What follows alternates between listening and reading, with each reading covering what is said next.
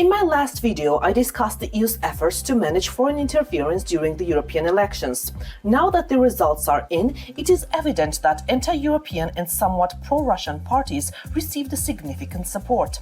Could this be a sign that, despite the EU's countermeasures, the interference has been effective to some extent? If the centre has effectively held its ground and the three largest political groups in the European Parliament have retained their power, far-right parties, Eurosceptic parties, are increasingly present among the newly elected members of the European Parliament. Many of them have pro-Russian leniencies.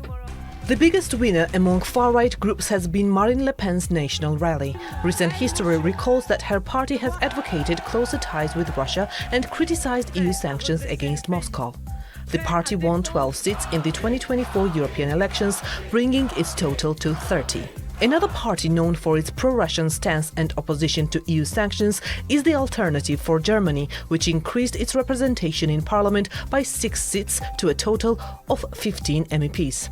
The Freedom Party of Austria, close to United Russia, Russia's ruling party, doubled its representation from 3 to 6 seats. In Hungary, Viktor Orban's ruling party, known for its close ties with Russia, maintained a significant presence with 11 MEPs, although it lost 1 seat. This and other parties brought the number of far-right MEPs in the ID group to 58, with potentially a dozen more MEPs from new parties still to be counted in the other group. Although they do not constitute a majority, these parties can influence debates on issues such as EU sanctions against Russia, migration and foreign policy. The electoral gains of these parties provide Moscow with potential allies within the EU. An increase in the number of anti-European or pro-Russian MEPs can also make it more difficult to reach consensus on key issues. This is in line with Moscow's divide-and-rule policy, as a divided EU may be less effective against Russian influence. Nevertheless, as Jamie Shear, a senior fellow at Friends of Europe, points out, there is a high degree of diversity within the far-right spectrum, exacerbated by the fact that nationalist parties find it more difficult or are less interested in cooperation than centrist parties. I think it's rather simplistic to sort of put all far-right parties in the same basket.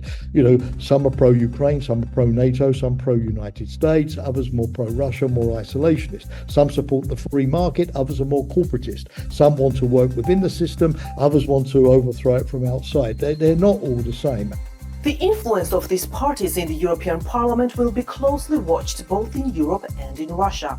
Moscow seemed quite pleased with the results, noting that the rising popularity of right-wing parties would increasingly challenge pro-European parties.